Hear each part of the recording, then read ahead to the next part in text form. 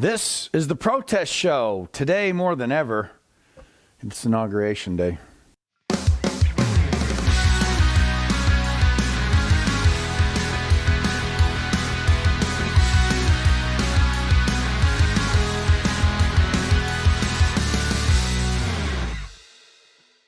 Welcome to the Idiocracy, Banana Joe's Republic, episode 10.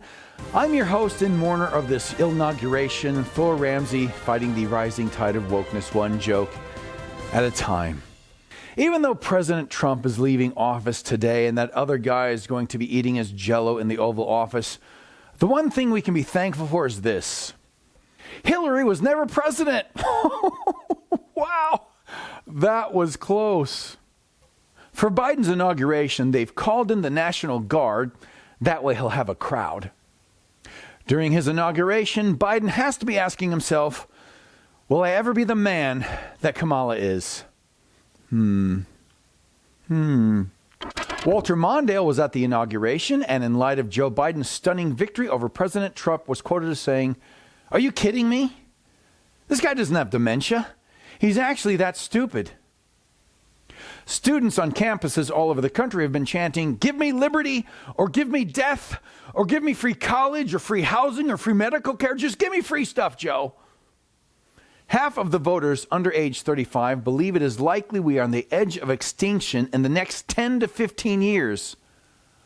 So why exactly forgive their student debt? Can you make a case? Both Elizabeth Warren and Bernie Sanders said Joe Biden was progressive enough for them.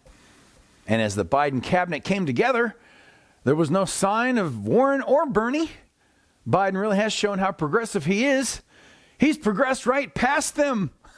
See you later, suckers.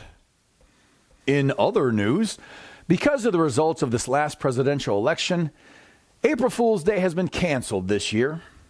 So mark your calendars. Many Democrats are concerned about keeping Biden busy so he won't accidentally interfere with their agenda. Well, if you want to keep Biden busy, just tell him to go stand in the corner of the Oval Office. You won't see him for hours. These are all Biden is dumb jokes, kind of returning the favor to the left after all these years.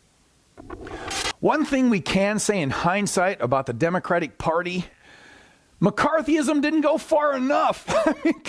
I mean, come on. He was right about Hollywood being full of communists. We have to give him that much. All right, as much as he got wrong, we have to give him that much. Now, I still support their freedom of speech. It's just nice to see they've all come out of hiding. All right?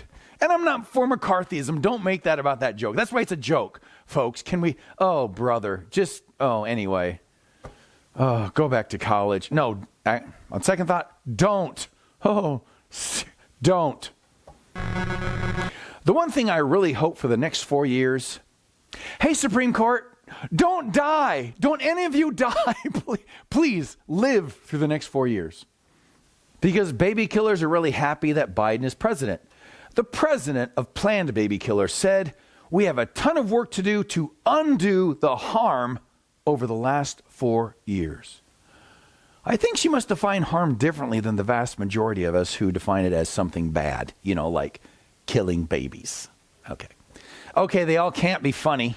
I learned that from Stephen Colbert. You'd think the Pope might be a little upset about Biden's stance on abortion, but no. Oh well, I guess a fake Catholic like Biden deserves a fake Pope like Francis. I don't have a saver for that one, but it had to be said. The Time magazine article with Joe Biden as the person of the year said, U.S. politics has become a hellscape of intractable polarization plagued by disinformation and mass delusion.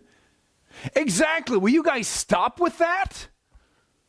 Biden is Time's man of the year, right? But who's wearing the pants? The real winner in the 2020 election is Canada, because had Trump won, a lot of American celebrities would have moved there.